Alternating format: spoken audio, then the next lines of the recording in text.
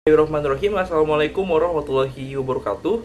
Sebelumnya perkenalkan, kami dari kelompok 2. Di sini kami akan mempresentasikan tentang implementasi sistem pengendali manajemen di PT PLN Persero. Oh iya, sebelumnya perkenalkan, saya Rizky Alfiansyah dan saya juga tidak sendiri. Saya di sini juga ada Antonius Parian de Sousa, Depri Pujianto, Erlan Hermansyah, Febi Saputra, dan juga Redivan Subasri. Oke, kita masuk ke bagian latar belakang. Berawal dari abad ke-19, khususnya di bidang pabrik gula dan ketenaga listrikan yang sudah meningkat, yang sudah ditingkatkan pada saat itu, antara tahun 1942 sampai 1945 terjadi peralihan pengelolaan perusahaan Belanda tersebut oleh Jepang. Karena setelah Belanda menyerah kepada pasukan Jepang di awal Perang Dunia yang kedua itu. Kemudian, pada tahun 1972, sesuai dengan peraturan pemerintah nomor 18, status perusahaan listrik negara atau PLN ditetapkan sebagai perusahaan umum listrik negara dan sebagai pemegang kuasa usaha ketenaga listrikan PKUK dengan tugas menyediakan tenaga listrik bagi kepentingan umum. Seiring dengan kebijakan pemerintah yang memberikan kesempatan kepada sektor swasta untuk bergerak dalam bisnis penyediaan listrik, maka tahun 1994 status PLN beralih dari perusahaan umum menjadi perusahaan perseroan atau persero. Dan juga sebagai PKUK adalah menyediakan listrik bagi kepentingan umum hingga sekarang.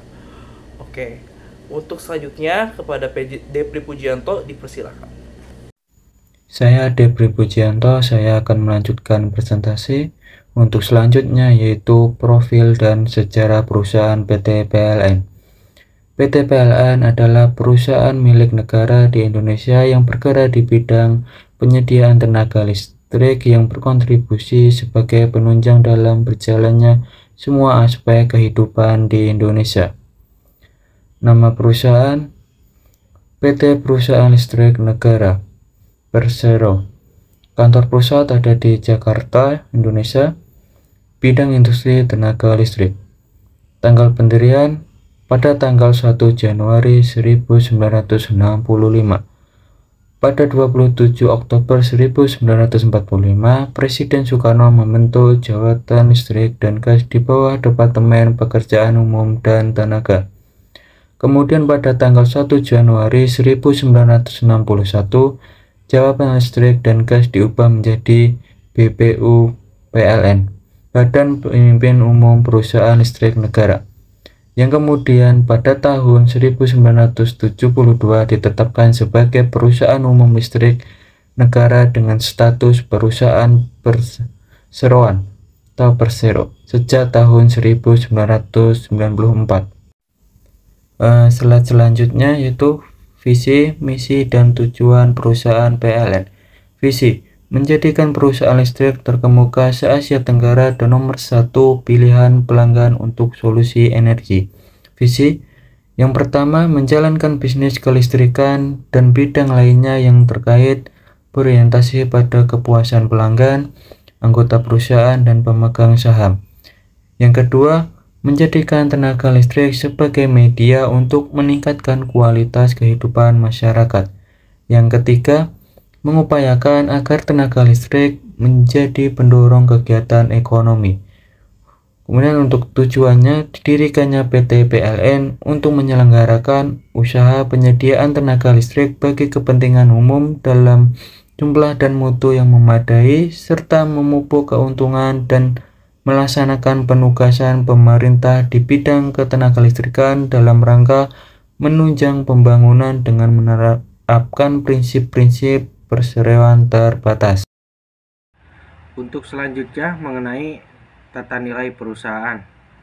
Tata nilai yang dianut oleh PT PLN ini sendiri, yang mana merupakan perusahaan dari BUMN, memiliki panduan atau perilaku bagi karyawannya untuk menjalankan aktivitasnya di perusahaan.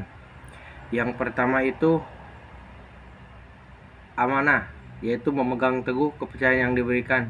Setiap insan dari PT PLN ini sendiri dituntut untuk amanah dalam menjalankan tugas, baik itu secara baik, jadi dituntut untuk mengemban amanah yang diberikan. Yang kedua, kompeten, yaitu terus belajar dan mengembangkan kapabilitas. Seorang insan PT PLN ini sendiri dituntut untuk mengembangkan entah itu kreativitas, kemampuan, maupun upgrade diri sebagai bentuk perwujudan untuk mencapai tujuan perusahaan. Yang ketiga, harmonis, yaitu saling peduli dan menghargai perbedaan. Sebagai perusahaan BUMN tentunya tidak bisa, karena BUMN ini sendiri merupakan perusahaan milik negara yang bisa diakses dan tidak bisa membeda-bedakan satu dengan yang lainnya. Jadi semua insan mengenai beberapa perbedaan itu tidak bisa dikatakan adanya diskriminatif. Jadi semuanya harus harmonis di atas perbedaan. Selanjutnya yaitu loyal, yaitu berdedikasi dan mengutamakan kepentingan bangsa dan negara. Sebagai perusahaan yang dimiliki oleh negara, tentunya PT PLN ini sangat mengutamakan kepentingan negara untuk memenuhi kebutuhan listrik di seluruh Indonesia. Yang terakhir, selanjutnya adaptif, terus berinovasi dan antusias dalam menggerakkan ataupun menghadapi perubahan. Jadi PT PLN ini harus terus upgrade, entah itu melalui riset baik di luar maupun di dalam negeri, untuk mengikuti perkembangan zaman supaya tidak tertinggal ataupun melakukan perubahan-perubahan untuk meminimalisir kesalahan maupun perbaikan yang bisa dilakukan oleh PT PLN sendiri untuk memperbaiki perusahaannya. Yang terakhir itu kolaboratif, yaitu bekerjasama untuk mencapai tujuan bersama. Setiap insan BUMN itu harus saling bekerja sama untuk mencapai tujuannya, yang mana PT PLN sendiri suatu kesatuan untuk memenuhi kebutuhan listrik di Indonesia. Untuk selanjutnya, struktur organisasi dari PT PLN ini sendiri mencakup beberapa divisi departemen yang bekerja untuk mencapai tujuan perusahaan. Yang pertama itu adalah Direktur Utama sebagai pimpinan tertinggi dalam struktur organisasi perusahaan. Yang kedua, Direktur Keuangan, yaitu orang yang bertanggung jawab atas pengelolaan keuangan perusahaan.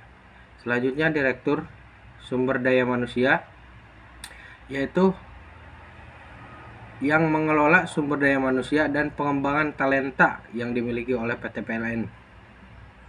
Selanjutnya, Direktur Pengadaan, yaitu orang yang bertanggung jawab atas proses pengadaan barang dan jasa yang dibutuhkan oleh perusahaan PLN sendiri untuk memenuhi kebutuhannya dalam menjalankan operasionalnya. Selanjutnya, Direktur Operasi, yaitu orang yang mengawasi operasional perusahaan supaya berjalan dengan baik dan menjadi perusahaan yang bisa mencapai tujuan. Selanjutnya saya akan membahas mengenai penganggaran dan keuangan pada PT PLN. Penganggaran dan keuangan PT PLN Persero merupakan aspek penting dalam pengelolaan perusahaan untuk menjalankan tugas dan fungsinya. Informasi terbaru mengenai penganggaran dan keuangan PT PLN untuk tahun 2022 menunjukkan bahwa perusahaan telah mencatatkan kinerja keuangan yang sangat baik. PT PLN membukukan laba sebesar 14,4 triliun pada tahun 2022, yang merupakan laba terbaik sepanjang sejarah perusahaan. Terjadi peningkatan penjualan listrik sebesar 6,3% dari 257,6 terawatt-hour pada tahun 2021 dan menjadi 273,8 terawatt-hour pada tahun 2022. Perencanaan strategis dan operasional. Berikut adalah beberapa strategi yang telah diterapkan PT PLN. Yang pertama, meningkatkan efisiensi perusahaan. Yang kedua, pengembangan portofolio bisnis. Lalu, PT PLN juga berupaya membuka nilai perusahaan melalui strategi. Yang pertama, transisi energi. Yang kedua, kampanye electrifying lifestyle. Kemudian, PT PLN juga menyesuaikan diri dengan perubahan gaya hidup modern masyarakat. Yang pertama, pengembangan bisnis beyond KWH. Yang kedua, kepatuhan lingkungan, keberlanjutan, dan tata kelola atau ESG. Terima kasih. Selanjutnya, saya akan menjelaskan tentang pelaksanaan dan pengukuran kinerja di PT PLN Persero. Yang pertama adalah di PT PLN Persero melakukan pelaksanaan pengukuran kinerja dengan beberapa cara. Nah, itu pertama adalah dengan kontrak kinerja manajemen, yaitu pertandatanganan kontrak antara pegawai dengan pihak manajemen. Yang kedua, penilaian kinerja pegawai, yaitu dengan penilaian secara berkala bagaimana keseharian dan bagaimana kinerja pegawai. Selanjutnya ada balance scorecard, yaitu adalah kerangka manajemen strategis yang digunakan untuk melacak dan mengukur kinerja organisasi dengan menggunakan lebih dari sekedar metrik keuangan. Selanjutnya adalah review berkala kepada pihak-pihak pegawai untuk dilakukan review tentang pekerjaan mereka. PT PLN terus berupaya meningkatkan kinerjanya dengan menerapkan inovasi dan perbaikan berkelanjutan serta menggunakan data dan informasi untuk mendukung keputusan strategis. Selanjutnya, pengawasan dan evaluasi kerja di PT PLN.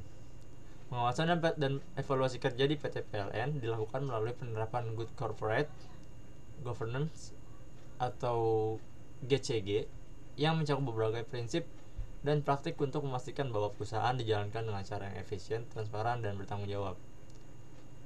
Berikut beberapa komponen utama. Ada beberapa komponen dalam sistem pengawasan dan evaluasi di PT PLN, yaitu adalah yang paling tertinggi ada Dewan Komisaris, yang tertinggi kedua ada direksi, yang ketiga adalah rapat umum pemegang saham atau RUPS, yang keempat adalah komite Dewan Komisaris, yang kelima adalah sistem penilaian kinerja.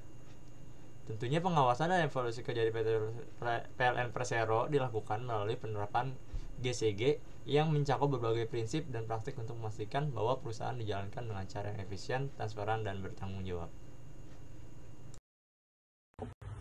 Ya, nama saya Antonius D. Sousa Paruan Lingga.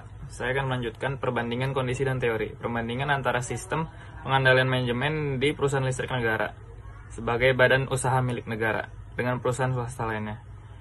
Perbandingan pertama, PT PLN telah mengembangkan sistem pengendalian manajemen yang terstruktur dan terintegrasi dengan baik. Yang kedua, karakteristik utama dari sistem pengendalian manajemen PT PLN terdapat adanya otoritas pusat yang mengendalikan seluruh kegiatan perusahaan, mulai dari perencanaan hingga pelaksanaan. Yang ketiga, dalam hal infrastruktur, teknologi informasi, PT PLN cenderung memiliki sistem yang lebih terintegrasi dan terpusat untuk mendukung operasional perusahaan secara efisien. Yang keempat, perbandingan antara sistem pengendalian manajemen di PT PLN dengan perusahaan swasta lainnya menunjukkan perbedaan dalam struktur, pendekatan, dan infrastruktur yang digunakan. Perusahaan swasta seringkali memiliki struktur pengendalian yang lebih fleksibel dan responsif terhadap perubahan lingkungan bisnis. Yang kedua, perusahaan swasta cenderung menggunakan pendekatan yang lebih terdesentralisasi dalam mengimplementasikan sistem pengendalian manajemen.